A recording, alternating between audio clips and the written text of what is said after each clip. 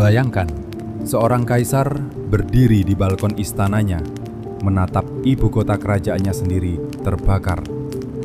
Asap hitam menelan langit, api menelan rumah-rumah, dan rakyat berteriak panik. Namun di tengah kekacauan itu, sang kaisar tidak berlari, tidak berteriak, tidak menolong.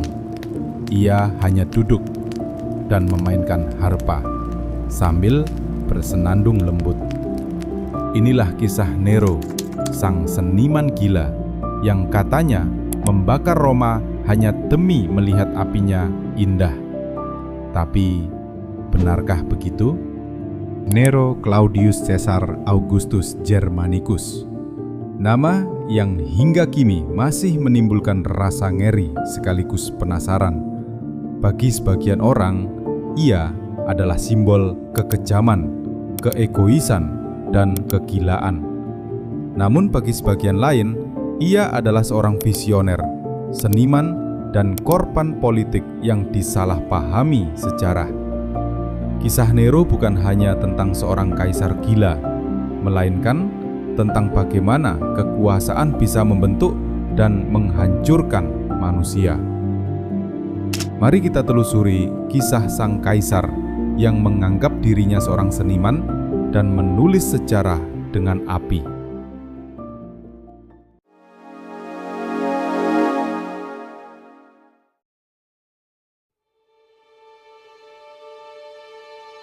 I will quash my deluded enemy, not with the sword, but with art. My art! Nero lahir pada tahun 37 Masehi dari keluarga bangsawan.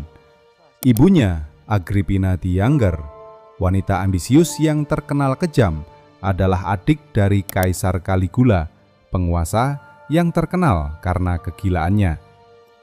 Semenjak kecil, Nero sudah hidup dalam dunia yang penuh intrik.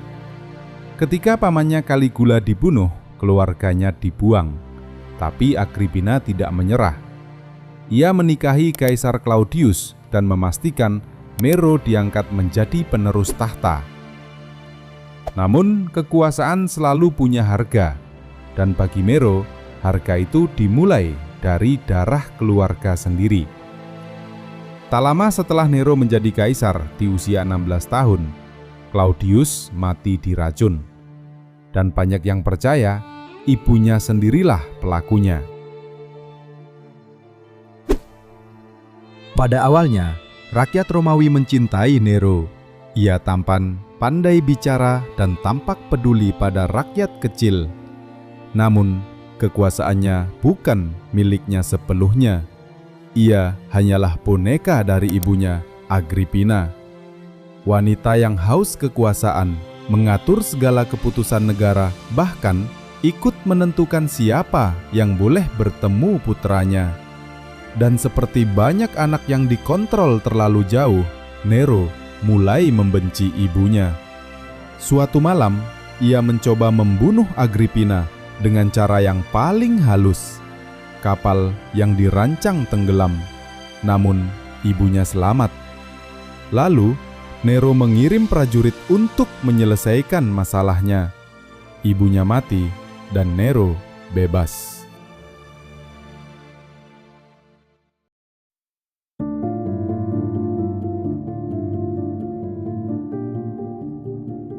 Setelah kematian Agrippina, Nero berubah. Ia mulai menolak tugas-tugas politik dan lebih tertarik pada seni, terutama musik, teater, dan puisi. Nero tidak ingin dikenang sebagai penguasa perang.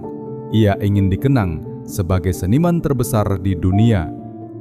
Ia mulai mengadakan pertunjukan besar, bahkan ikut bernyanyi di depan rakyat, hal yang dianggap memalukan bagi seorang kaisar. Namun bagi Nero, seni adalah bentuk tertinggi dari kekuasaan. Tetapi ketika seniman menjadi penguasa, dan penguasa lupa pada realita, dunia mulai terbakar. Tanggal 18 Juli 64 Masehi, Roma terbakar. Kota terbesar di dunia pada masa itu berubah menjadi lautan api selama 6 hari penuh. Ratusan rumah hancur, ribuan orang tewas, dan rumor mulai menyebar bahwa Nero sendirilah yang menyalakan api karena ia ingin membangun ulang Roma sesuai visi seninya.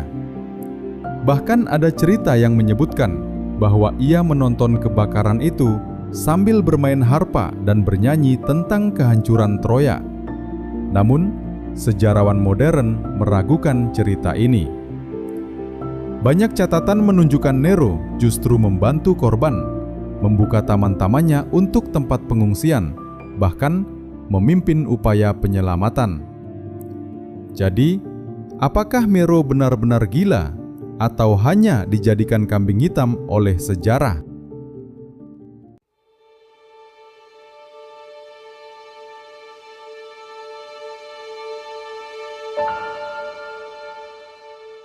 Setelah kebakaran, rakyat mulai muak. Rumor, pajak tinggi, dan gaya hidup mewah Nero membuat dukungan padanya runtuh. Pasukan pemberontak bangkit. Senat memusuhinya, dan dalam keputusasaan, Nero melarikan diri dari Roma bersama segelintir pengikutnya. Ketika tahu bahwa pasukan sudah mendekat, Nero sadar akhir hidupnya tiba. Ia tidak ingin ditangkap dan dipermalukan. Dengan suara bergetar, ia berbisik kepada pengikutnya, "Betapa besarnya seniman yang mati bersamaku." Lalu, ia menusukkan pedang ke tenggorokannya sendiri. Nero mati di usia 30 tahun, dan dengan kematiannya, berakhir pula garis keturunan Kaisar Augustus.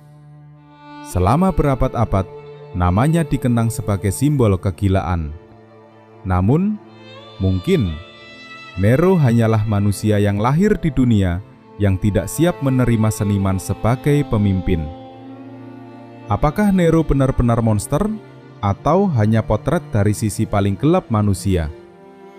Ketika ambisi, kesepian, dan kekuasaan bercampur menjadi satu. Tulis pendapatmu di kolom komentar. Apakah Nero benar-benar membakar Roma atau hanya dibakar oleh sejarah? Jangan lupa like, subscribe, dan nyalakan loncengnya, karena masih banyak misteri sejarah yang menunggu untuk kita bongkar bersama.